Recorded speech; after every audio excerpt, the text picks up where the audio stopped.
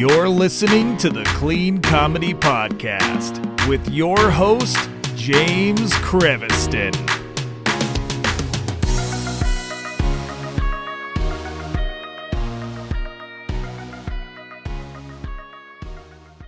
Hey, everybody. Welcome to the Clean Comedy Podcast. It's James, and today I have two great people for you. Normally, you only get one guest, but today you're going to get two, and one's a return guest, and she's awesome. So we're going to talk about the Santa Barbara Laugh Festival, and it's going to be amazing, and we're going to learn so much, and you guys are going to have so much fun. So please welcome Lui Moro and Sam Bear of Sam Bear Comedy. Hey, guys. How's it going? Woo, so great. Thanks for having us. Appreciate it. Thanks for coming on. Sam is a return guest. Sam, I think you were like a month ago, or it wasn't very long ago, was it? It was more than a month, but was yeah, I'm happy to be back. Yeah, I feel like I see you everywhere, and also just so you know, if you're getting a lot of DMs in your box for people, it's because of me probably saying like, "Hey, go talk to Sam about X, Y, and Z." So I love it.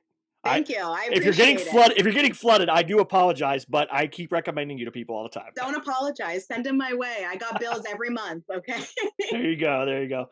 Well, Luis, you guys are putting together the Santa Barbara Laugh Festival. I came across this on Sam's Instagram, and then I reached out to you guys, and I was like, I have to know about this because I love Santa Barbara. As Sam knows, my wife loves Santa Barbara. We go there for chocolate all the time at Chocolate Maya. That's like. So if you're in Santa Barbara, go to Chocolate Maya, drop $100 or so on chocolates. I know that sounds like a lot, but it's really not because it's amazing. And then support local Santa Barbara businesses and go out there. It's my second favorite place in California besides my house. So I love Santa Barbara. So Luis, tell us a little bit about the festival. Kind of give us your background on how this started and how you got into comedy and all that stuff as well. Okay, that's we have an hour, right? So, Sam, stop me at 5. Give me the light. Give me the light. I will. I'm ready.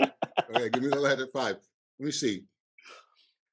Well, I could say that the festival itself, as an idea, is not it's not an exclusive idea. There's plenty of people who wanted to do laugh festivals, comedy festivals. I mean, it's not like, I came up with this idea of a laugh festival. Brilliant, right? But I do have experience in producing events and festivals. I mean, as big as the Jacob Javits Convention Center, I used to produce an event called the Hispanic Rose Fair. And to this day, I'm still the only guy who the Javits Center had to close down because they couldn't let any more people into it. I mean, I don't know if you know that building, but it's like, it might as well be an airport. It was just massive. Wow. And so then I have that kind of experience. And I'm going to jump. What really sparked it for me personally was I was doing I got asked to write and direct and produce a tribute to Carol Burnett, which I was like, of course, I would have paid to have the opportunity to do it. Nevertheless, right? And it was really one of the most fulfilling things that I've ever done. I did it for a group called the Teddy Bear Foundation here in Santa Barbara. We raised $220,000 in one night. Wow! I got to deal with. I wrote everything. You had Jane Lynch and anybody that was on the cast was speaking my words, which is really cool as a writer. You know, you create something and you do it, and then so it was a beautiful success from A to Z. So cut to, at that point, I said, look, there's no reason why we can't do this every year. I mean, why not? A tribute to comics it's unique. It's not happening in Santa Barbara, et cetera. Cut to, for reasons of internal, like they didn't think that they could do it again. And that's what I was told, that it was too big. I was like, you don't have to do it again. I'll do it. So it didn't happen. And I was raising my 2 little daughters by myself in Montecito, et cetera. And then a couple of years later, I got a call from a friend of mine. I'm not going to throw his name, but he asked me if I would watch his kids because he was coming up to Santa Barbara. I said, what? He was going to the Laugh Festival. I go, a comedy festival, a comedy festival. And I said, somebody's doing a comedy festival in Santa Barbara. So I said, all right, well, they goes, forget it. It's not, my idea. It's not going to happen. So it was like three years after the 10 years ago. It's 3 years after. So a while ago now. So I went to it. I'll say the name. The guy was Barry Katz. Barry Katz produced. I love Barry. Barry's with lifelong friends. So he produced whatever comics, and it was a good event, etc. But he was just producing comics to stage. He didn't produce a festival. It was some other guy. And honestly, I still don't even remember the guy's name. Don't even know the guy's name. I the other day somebody told me the guy's name. It's just it didn't matter to me. I just said, okay, well, somebody did it. Good for them. Life goes on. But then it never happened again. And then it never happened again. And then it didn't happen again. So I don't know, like 9 years later. 10 years. It's been over a decade. Yeah, since she's in the Hemmingen. last Wow. attempt. Yeah, 10 years. Yeah, so at that point, That's too long, Santa Barbara. That's too long. yeah, and for me, it was timing. It was timing. I have the ability, I have the skills, I have the relationships, the financial wherewithal to deal with it. During COVID, started my own little workout room, and it was just the timing was right, and so I just did it. And then obviously I'm aware of Sam's work, and she's Sam always is amazing. producing great shows all the time. And it's, if anybody that's if you don't know she's doing comedy in Santa Barbara, then you're not doing comedy in Santa Barbara, because you should at least know who Sam is. So when somebody says they don't know Sam, I go, well, then look it up, and then when you know Sam, then you'll know comedy in Santa Barbara. Like, it's happening all the time, right? She's Look been up Bear Cave Comedy. Yep, 6 Yep. to 10 shows every month, and we actually are soon to be expanding out into San Diego comedy clubs and Phoenix comedy clubs. Nice, yeah. So it's beautiful, Yay, beautiful work. Sam. Thank you. So the long short of it is that's it. It was time to do it, and obviously she's a person to have on a team. The person. And the person, and we yeah. have, and the team just keeps on expanding. So I'm really happy about what's happening around it.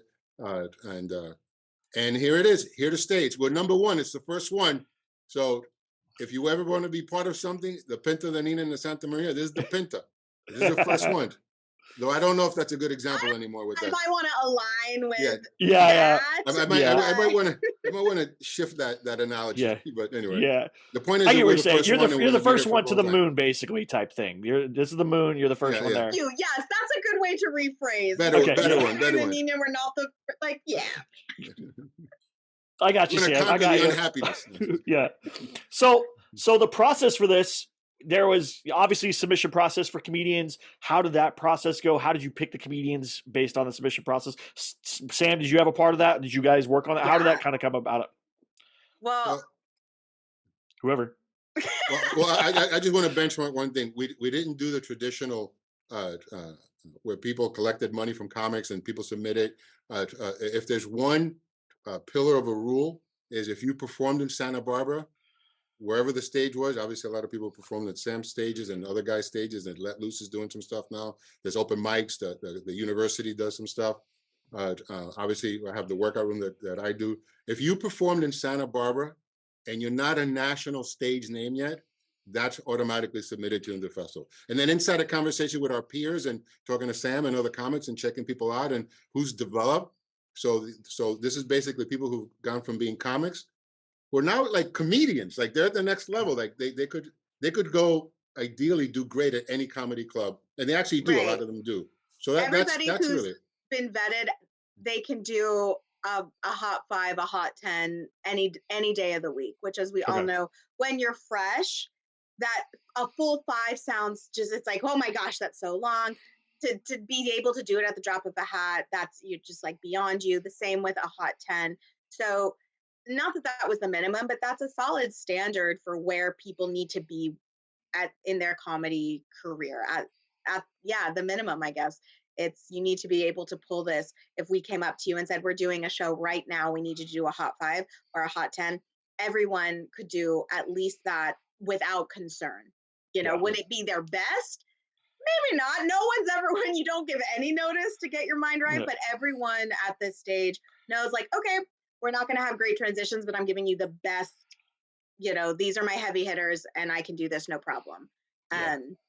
So most of the people who are performing, both Louis and I have seen perform multiple times. There are a few that have performed primarily on my stages, or we have performed together on other Central Coast stages that, Louis may have heard of but hadn't seen. However, we were doing this collaboratively. So I said, I'm not just vouching for them. I've worked with them, would hire them again, and have been hired with them to work someone else's room.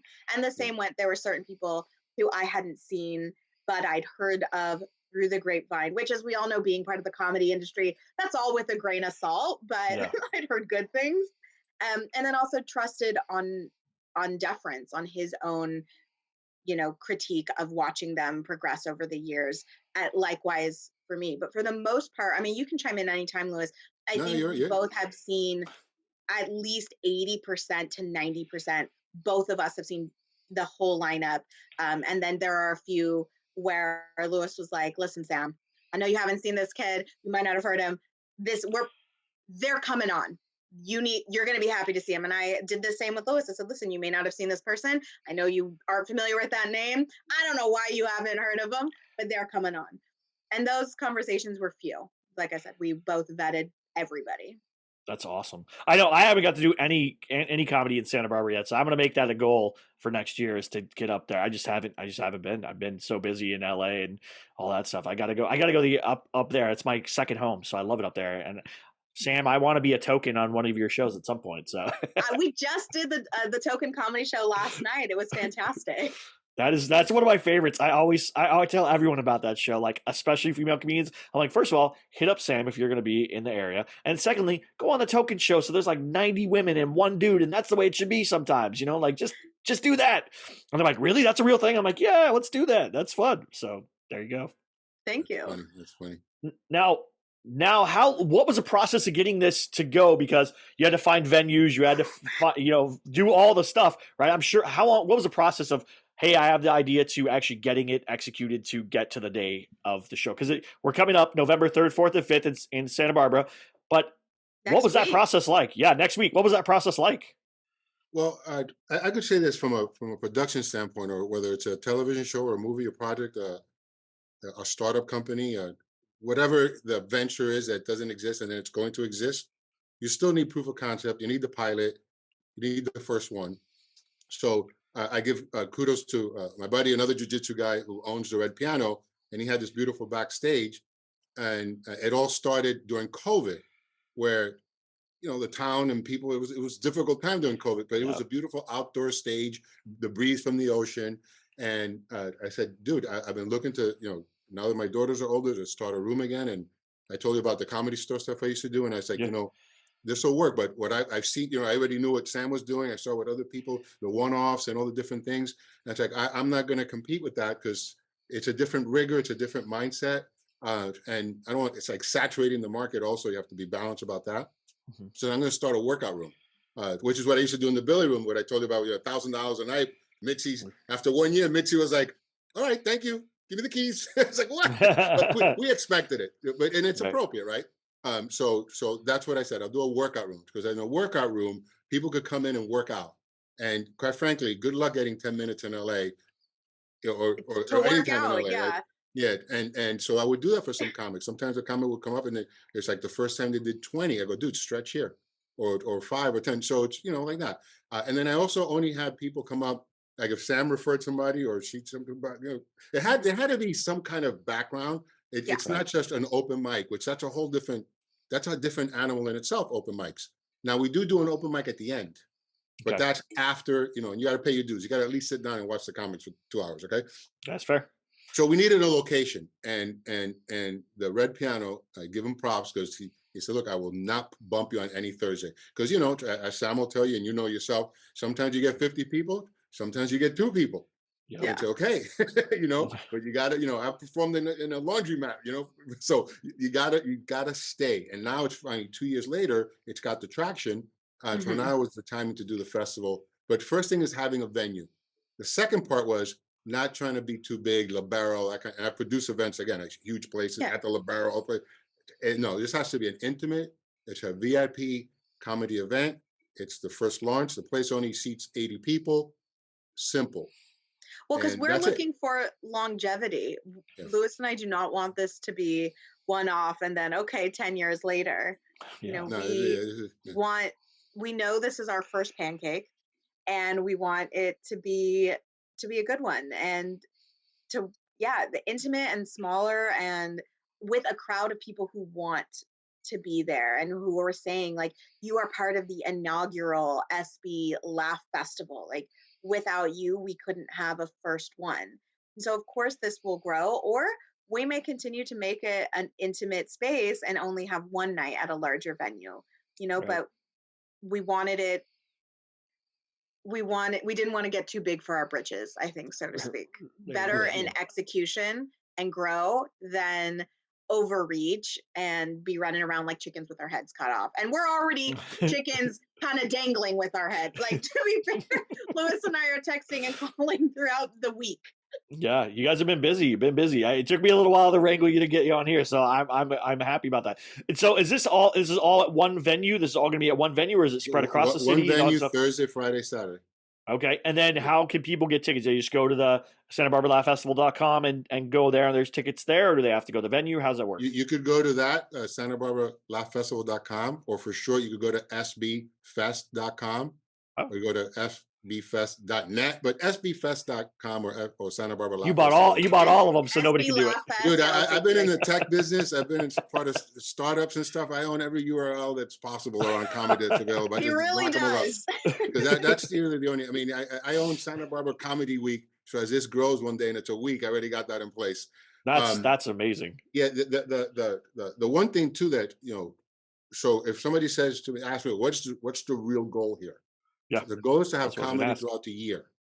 So this becomes like the party at the end of the year. Mm-hmm. So it's not just the party and then there's no work during the year. So the goal is that comics, great comics, up and coming comics, want to go to Sam's shows, want to come to the workout room, want to do whatever they do in Santa Barbara. They come to Santa Barbara and have it as one of their stomping grounds, stop for a day, have a weekend, come enjoy. Well, however they work it out, it's a great place. As you know, the comedy business is nothing but a debt for most people. It's been a debt for me at a cost, and I could probably write off about 12 comics as my kids at this point. but including myself, by the way. Right, they're all dependent, so definitely. I know, yeah. So, but the one thing that we can do, and we are doing, is one is we're going to absolutely record it in such a way that whoever performs that weekend is going to have a kick-ass, usable, like tape, like a real, hey, they could literally take their 5 minutes and put it online and sell it to their friends for $1. However they do it. The point is they're going to have something good to use. Quality submission tape to use for clubs, to use for my shows, to use for anything. Because it's not just clubs that are require or that make you, the better submission tape you have, obviously the more professional you look. But for anyone who's listening, you should approach smaller shows or local producers, because first of all, you don't know the reach of a local producer. They could be much larger than a bigger name venue. Approach it with the same level of professionalism and quality. And you can slide into a DM professionally. I'm here to say that absolutely can happen, but treat it as such. Yeah. Don't just say, hey, I'd like to be on your show. Like, who are you? Yeah, exactly. And bring something to the game. Yeah. Yeah, we should definitely, I'd like to say one point, and then I would love to elaborate on what she's talking about, on how comics, I'd like to elaborate it if you want, Sam, and yourself. The other thing that we're doing is, and on one side, it might sound like, oh, it's no big deal, but I know as a comic, it's like water in the desert. The gift basket, the gift bags that we're giving keeps on growing, and it's going to be really nice. We got some prizes. So it's going to be really, really good. Whoever wins on Thursday and Friday gets to perform on Saturday, which is the breakout night.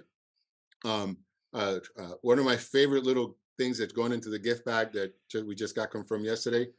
It sounds crazy, but man, a gift card to one of the local supermarkets to buy you the food for a week or something. I mean, that sounds crazy to some people, but no, man, when you're a comic, if somebody gives you a $50, $100 gift certificate to go buy groceries, coffee, Montecito Brands giving us probably one of the best coffees in town. There's a lot of little things happening. So, so we want to make it so when you do participate in this festival, at least you're leaving with, thank you for sharing your talents. And here's some goodies, maybe I wish I could say his money, but that's not going to happen right now, unfortunately. Oh, that's fantastic. We've got that support from the community. We've gotten support from Ivan Bar. They're a local company. They've been a huge supporter of mine. They've been a big sponsor of mine over the years. So they were happy to get involved. We have J. Wilkes Winery that's donating wine tasting for all of the comics.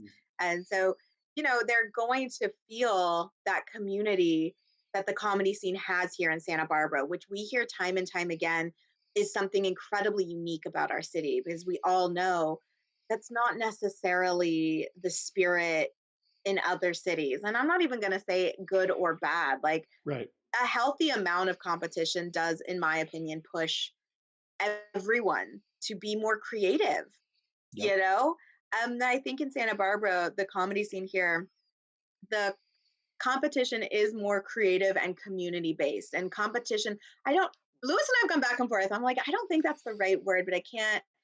If there was another word for, I want to keep pushing you to do better from me and from other comedian producers in town, Mm. because I think that's what we all want. It's like, Yeah. okay, I see what you're doing. Well, I'm going to do this so that you can see what I'm doing. And, if you want to stick in your lane, that's cool, but I'm over here. So we're just always trying to make ourselves more creative. Yeah, I like that. And creative competition is probably the best word. It's not really competition, but it's creative competition. It's like, hey, I'm going to step it up. I know you can step it up, so you should Exactly. step it up. And then you're going to make me step up, and it keeps going back and forth. That's what good comedy communities do, is they make everybody keep stepping up. If everybody stays at the Exactly. same level and nobody gets better, what's the point? You know what I'm saying? Yeah. Yeah. I think perfect. So we didn't need a different word. We just needed one more word. So Yeah. creative competition. Yeah, because that's what it is. And that's what the good part about having comedian friends are. If you're a comedian and you're like, I only do this by myself, and you don't engage with other comedians, you're not going to get better. Like, having those No. friends around are going to help you get better, and you're going to help them get better. Just keep going up and up and up. If I've learned anything in all my time of stand-up, is that every time I make a new friend in comedy, they ask me for advice, I ask them for advice, they get better, I get better, and it just keeps going back and forth. That's creative competition. It's not necessarily competitive. We're not being competitive or cutthroat. We're being kind and courteous and uplifting, and that's the whole point. And I think, Sam, what I know from you, what the conversation we've had, all that stuff, I know that that's exactly the kind of person you are. Is when you give someone advice or you give someone feedback, it's to uplift them, to make them better, not to cut them down or make them feel bad or anything like that. So I appreciate that. That's the thought process even behind the Santa Barbara Laugh Festival, is that it's there to lift people up and now bridge the community and the comedy scene together to take it up another level, which I can't believe. How are you doing this? Do you sleep, Sam? Do you sleep? Very little, okay? I run a 24-hour cycle, so a lot of naps throughout the day. Sounds like a cat. And I don't have children, so I definitely know that helps. Oh, yeah. And Luis is sounds like you're always working. So if I go there, I'm gonna go look, because I didn't even look at tickets. I'm gonna probably buy a ticket because I really want to go to this, because this looks awesome. Good. Buy 2 tickets. I do I get 2 seats? Like, yeah, bring your wife. Bring 2. Come up for chocolate. Have a weekend in Santa Barbara. You see, I'm trying to sell it to you. You're gonna make me broke, Sam. She loves chocolate. Yeah, so this is awesome. I can't. Why does this not do this? How much are tickets? It's not. So we have a general admission at 35, and then a VIP admission at 50. And basically, what that, remember, it only holds 80 people. So basically, what that does is the VIP guarantees a certain seating up in front, and then the 35 is first come first serve. Come, you sit where you sit. We're not going to manage people and fight for people's chairs. I got some best friends who are saying, "Oh, save me a seat." I go, buy the ticket, show up on time, hang out at the restaurant at 4:00 in the afternoon. I don't care. You got to do what you got to do. Ultimately, when you look at something like this, just for example, the step and repeat alone cost me $700. Let's just start off with that. So when you start breaking it all down into what it actually costs, and then also hiring editors, because we will be taking the whole piece and editing something. So it's a massive thing. Yeah, I mean, everybody's been really just donating and helping, and it's a community affair. Will it become something in the future? I hope so. We're not, we plan on making it. Yeah, it's a business model. I mean, I'm not a fool, but I've been involved with projects that take 2 or 3 years before they even get any traction, and that's what it takes sometimes.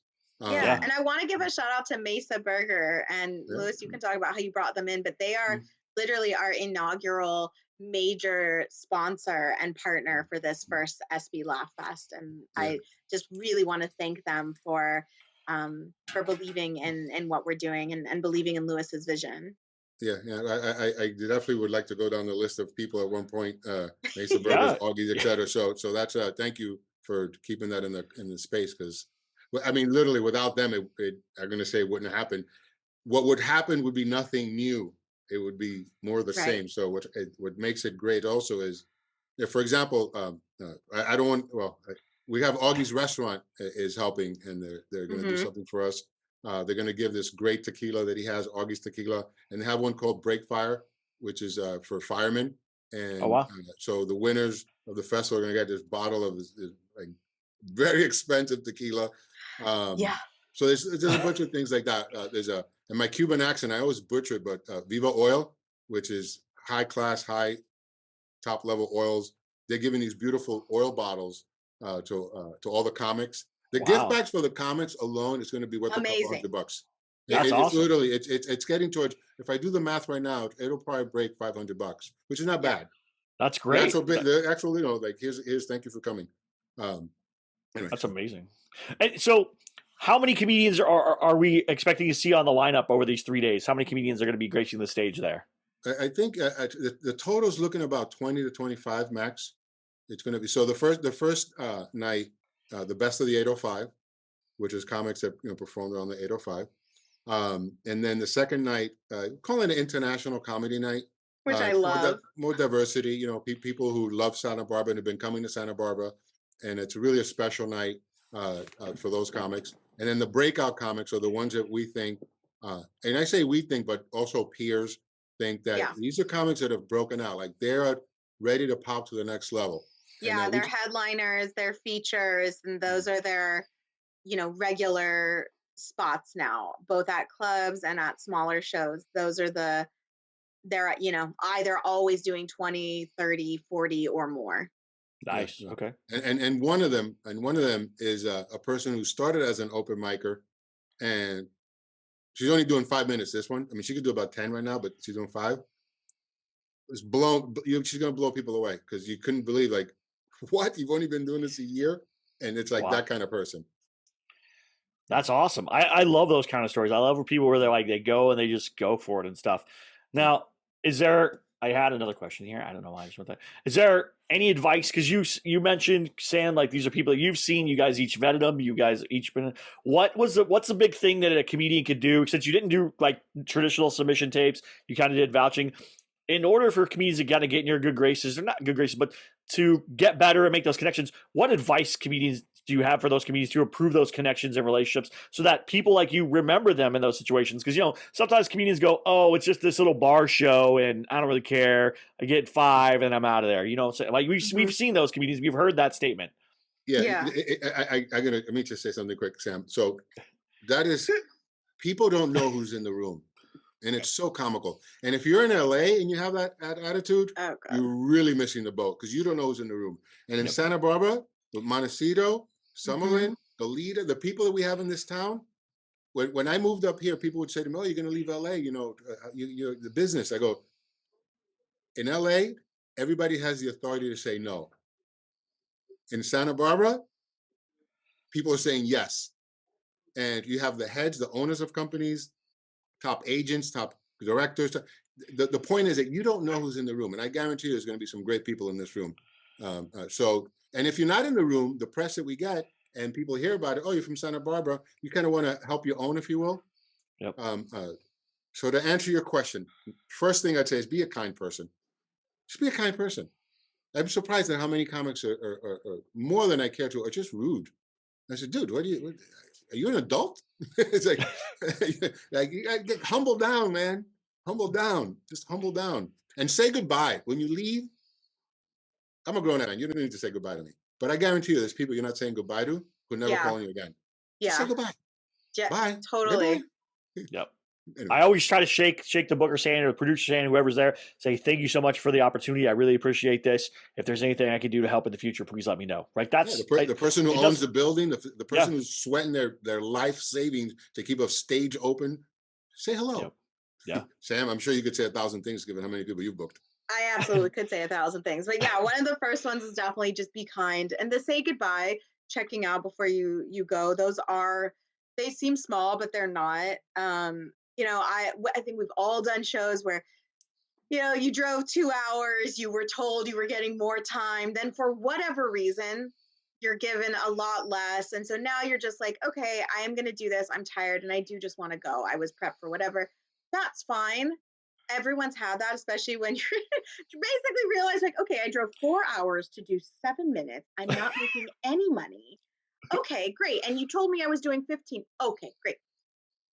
Let the booker know or let the producer know, like, hey, I'm going to go up. I'll stick around for a little, but I don't think I'm going to hang around all night. That's fine. But when you just leave, it does feel just discourteous, and it does. I don't know if it's that in the comedy industry, we remember these slights a lot and we all need to let it go. But I think a comedian and producer has such an incredible memory on the smallest minutia. Or maybe we collectively need to work on that. But yeah, I'd say check in, say you're leaving, let someone know when you're there. A lot of these bookings are done with you haven't met in person. So they've only seen your headshots or they've only seen how you presented a comedy show, which means it's okay to walk up and be like, hi, are you the producer? Don't be afraid to ask that. And Yeah. because I want to know when you're there. And likelihood is if I'm running a show, there's other things I'm doing and I'm expecting you to treat this professionally. Yeah. You know, when you come to any show, even if it's a bar show, there's been bar shows that I've run that have over 150 people in them. Yeah. So, and there have been club shows I've done that only 20 people have shown up. So you have no idea. And just because you perform at a club, it could be an off night. There could be literally no real rational reason why there's not a big audience. It can go either way. And exposure is exposure, being on stage, trying out different audiences and figuring out what if your material does translate to anywhere and what is, this actually only works more local or more for people who really who have gotten to know me. Yeah, that's a good one. That's a great one. And the place that you do the workout room is the Red Piano. Is that what's called in Santa Barbara? Well, it's at the Red Piano, but they have a Red backstage. So we call it the VIP backstage. It's beautiful. It's outdoors. It's been there. I mean, ever since the COVID started, they've set it up. It used to be a parking lot. Their parking lot. It's really just gorgeous outside. It's lit well. The stage is gorgeous. You could go to Backstage Comedy Club, which I have that URL also, and it has the space so people. Of course you do. Well, you know, listen. I'll say this to every comic. I'll say this to comics. You know, that's your address these days, and if you're going to ignore social media and it's a different generation, you know. Yeah, it's a different game, and you have to make it easy for people to find you. Which brings to build on what Sam has said, that introduce yourself. Even though I've communicated with you 50 times, let's say on Instagram or text or whatever, come up and say, "Hey, I'm Lui Moro. Hey, I'm Sam. Hey, I'm James." You introduce yourself, because at the end of the day, I can't even count how many people I know I've met in my life. And I forget my own kids' names once in a while. so you got to just say, look, you get them confused. Raise 5 kids. It's like, and then they all start to sound the same at some point too. So the point is, introduce yourself, say goodbye and introduce yourself and be kind and get the game. Don't be upset. I got an audition once. I made about $30,000 on a commercial once because I went to the audition.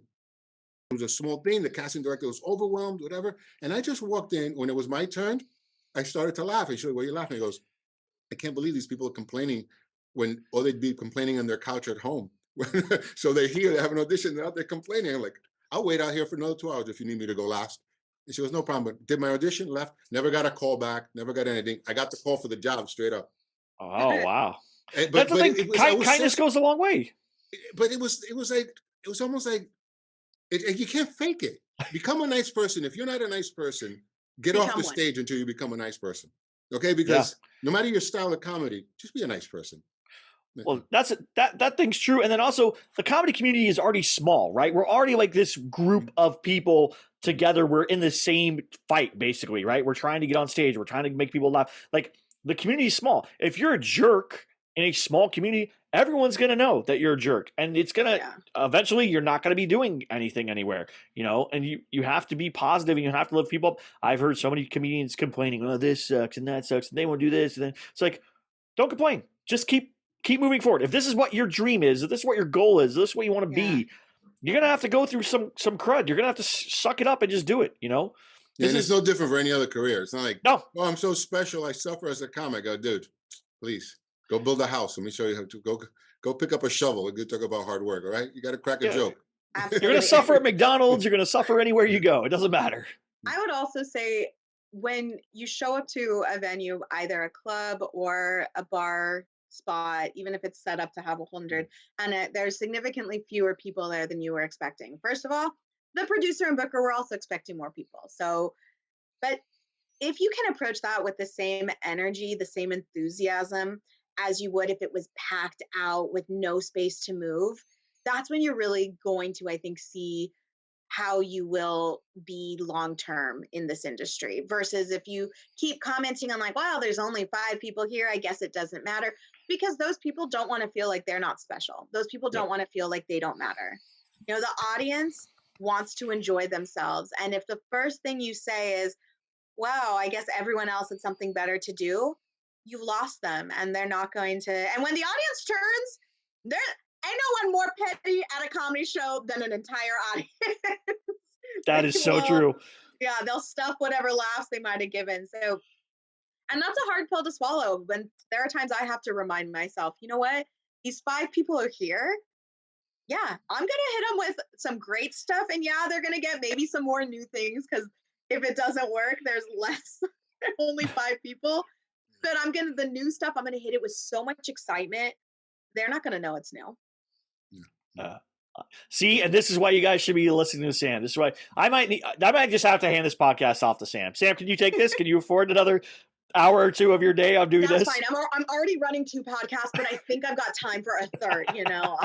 Nice. That's how it works. In the spirit of adding to these things, which is great, I kind of like what's happening here.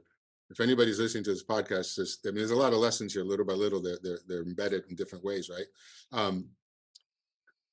It almost too obvious. Don't charge the stage. If you're a comic, don't be a troublemaker. Don't lift a hand. And if you're sitting in the audience as a comic and the comic on the stage decides to whatever, and they picked on you, not knowing that you were a comic, whatever, take the bullet, man. Shut up. Go with it. Empower your peer. Yeah. Don't get into a debate with the person on stage that Have fun. Enjoy it. Let them riff with you. Yeah. First of all, if you're sitting in the audience as a comic, then you should put your audience hat on. Okay. Yeah. But don't be a jerk. And remember, you're a comic in the background, and don't be a jerk back. I've seen that happen a couple of times, and it's very it's disheartening. Not for me. I'm like, all right, well, this person's gonna do what they do. It's disheartening to see the person who's actually doing it, not the comic on stage. The comic on stage could be bombing, but if I see a comic in the audience acting like a jerk, I'm like, oof, that poor guy. Yeah. Like, he's the jerk. Like, dude, just shh. Yeah. Take it. Yeah. Or don't sit in the audience. Or don't sit in the audience. Sit in the back. That's true too. Yeah. Or just learn something from improv, right? We can learn something from improv and and them. Just help them out there. Be the scene partner. Help them win. Help them get their laughs. Because that's all we want. We want to we're all there to make people laugh. And if you take that away from somebody, you're stealing somebody's love of the craft, love of comedy. And like, that hurts. I know that hurts when somebody really like digs at you or causes you to have a bad set or like intentionally does things to make you have a bad time. It's not fun. And then you go, why am I doing this again? I'm just, mentally abusing myself for nothing, because let's be honest, comedy's a little mental abuse. There's the back of the hand, front of the hand though. The comic on stage. Yeah. If you're a comic, any comic out there, if you ever tap out to words, get off the stage. You're not a comic. Don't even, you shouldn't. There's no comic that should ever tap out to what anybody in the audience says, ever. Yeah. If you do, then you're still working it out. That's fine. Come back stronger. Yeah. But if you maintain that as your position, you're off. You lost. At least you lost with me, because it's your job to entertain, not to be, anything other than entertain. And if you get upset, handle it in a funny way. But also never never have someone charge the stage. Don't be a comic and then charge the other way either. That doesn't work. Yeah. It's just the whole thing. It's basically, what's the point? The point is, keep all physical attempts at violence and even verbal to some degree, just to keep it out of the club. Right. Period. Unless you're going to do roast battle, then that's verbal violence and that's allowed. No, but when you see people doing roast battles, they're laughing about it. Yeah, they're of course. About it. I love roast battle. There's no. Oh my God, you just said that to me. I'm not going to get into a fight with you. That's ridiculous. Yeah. I'm not good enough for roast battle. I really want to do it, but I'm like, I'm not built that way. I can't do it. I want to do it really bad. It's so fun to watch. It's like my favorite thing. Sam, if you do a nice roast battle, I'll come. Like, do nice roast battle. Do hug battle. I don't know what's called. People have asked me to do roast shows, and I was like, I like to participate. And I go, I would have fun slinging them, but taking it, like, whew, that's a whole nother level of mental fortitude. Of like, listen, I've been in a lot of therapy. I don't know if I've had enough to just. That's funny. To take it all. Sam and I would make a good team, because because I can't sling them, but I could take them. So, there you go. Team up. There you go. Yes. Oh, that's a new. There you go. That's a new form. What else you got? What else you got? Okay, that's it. Not even close. Not even close. Okay, Sam, respond. There you go, Sam. That's the new roast battle. You can create tag team roast battle. One person slings, one person takes it, and you just do it. That would be awesome. You know, that's not a bad idea. That's not a bad idea. Like, so we're not going to do another podcast, but now Lewis and I are going to collab on a unique roast battle show. Tag team roast battle. Tag team awesome. Roasting. I kind of like that. That does have a little improv flair to it. I like that. See, I've been taking improv. I am loving improv. I did not think I would like it. I was terrified because, you know, I like writing jokes. I like knowing what I'm going to say. I like being prepared. And improv really took me out of my place. I think something you said, Sam, on a podcast that we had also helped me like push towards that. So you've been very inspirational in my comedy. What did she say? Say it so we could all hear it. Well, she was like, you can't be scared to come out of your shell. You have to come out of your shell. You have to be able to be a little more open on stage. She's like, I think her thing was like, I've never had to coach a white guy through like having privilege and stuff. Like, right? Was it something like that, Sam? Something. Just, yeah, you know, use what you have and acknowledge it and say, this is me. This is what I've got. And the things that we should be ashamed of and should be, meaning society says you should be ashamed of this. The more, this is the biggest takeaway, the more authentic, the more vulnerable, literally the more you share about the things that society says you should be ashamed of, the funnier you are, the more the audience loves you. I mean, I start talking about how I have codependency and I'm a perfectionist and I have ADHD and that I have codependency in recovery and like what that means. And when I explain that, it's really raw and vulnerable because those are things that seem like, oh, you shouldn't talk about that. Don't tell anybody. Don't, work on that on your own. And it's like, I'm not ashamed of these things. First of all, they're a product of childhood trauma. So there's that.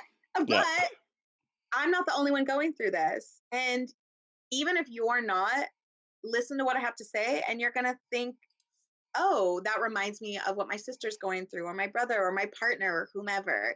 The more vulnerable, the more you just share those dark parts that you yourself are ashamed of, that you're like, I don't want to talk about this. I don't want to acknowledge this. Like, I talk about the privilege that I have of looking younger than I am. That's a privilege. Do I exploit it? Yeah. Every time I get my ID checked, I text one of my friends who hasn't gotten carded in 10 years. I'm like, just so you know, I still pass. That's funny. That's funny. That's hilarious. Well, where can people find you guys? Where can people find out more stuff and connect with you? And then anything you want to shout out besides the festival, I'm 100% okay with that as well. SantaBarbaraLaughFestival.com, SBLaughFest.com, Santa Barbara Laugh Festival on Instagram. It's where you're going to find everything. Santa Barbara Comedy Nights, that's Lewis's workout room. Then there's another Instagram account called Santa Barbara Comedy Scene. That's really showcasing just kind of all the comedy happening in Santa Barbara, the open mics, the shows, the festival, things like that. Bear Cave Comedy, that's my show. Like I said, we do 6 to 10 shows every month in Santa Barbara. We're expanding out to San Diego and out into Phoenix, Arizona. You can go onto bearcavecomedy.com. You can follow me personally, Sam Bear Comedy. I'm on Facebook, TikTok, Instagram, Craigslist. Wherever you need me, there I am. Wait, Craigslist? What's happening? What are you doing on Craigslist, Sam? Selling comedy feet pics? Like, what are you doing on Craigslist? It's a foot as a clown. Hello! Because people will listen when they're like, wait a second, what? That's the only reason I added Craigslist, because of what you did just there. Yeah, I did. I was like, wait, what? And Luis, anything you want to plug? Or did Sam plug it off for you? I mean, she said what she said, and it was all on point as far as I'm concerned. Obviously, the festival. I would like to put a period on this whole thing with comedy and acting. That if you're comedy, the more authentic you are, the more successful. Mm-hmm. Acting, the more inauthentic, the more you become someone else, the more you could be another character, the more successful. So they're two completely different crafts. Now, to have the skill of both is great. To confuse the both is not. And I see a lot of comics go on stage and they act. Yeah. Doesn't work. And then I see a lot of comics go try to do acting and they're being authentic. I'm like, dude, that's not the role. The role is not your bit. Okay. The role is the script, and there's a director and there's a process. So you have to be trainable. You have to be coachable. You really have to know how to let go of you and become the character that someone's directing you to. Where comedy's the opposite, right? Like the more authentic, like Sam was saying, the more legit. So that's like a good barometer for people to start distinguishing that. If they don't distinguish that, the more you're in the middle, you have to learn acting is being something else. Comedy is being yourself. Two completely different worlds. I love it. I'll leave it at that. No, that's great. That's great. Thank you again. Thank you both. Luis, Sam, thank you so much. Thanks everybody for listening. Have a good one. Go follow the stuff. I'm going to put all the links in the show notes below. Have a great week and go up to the SB Laugh Festival. You're going to love it. I'm going to try to go up there as well. And if not, I know there was a donation button, so maybe the Clean Comedy Podcast can donate a little something to it as well. Thank you guys so much. Have a good one. We'll talk to you soon. Bye.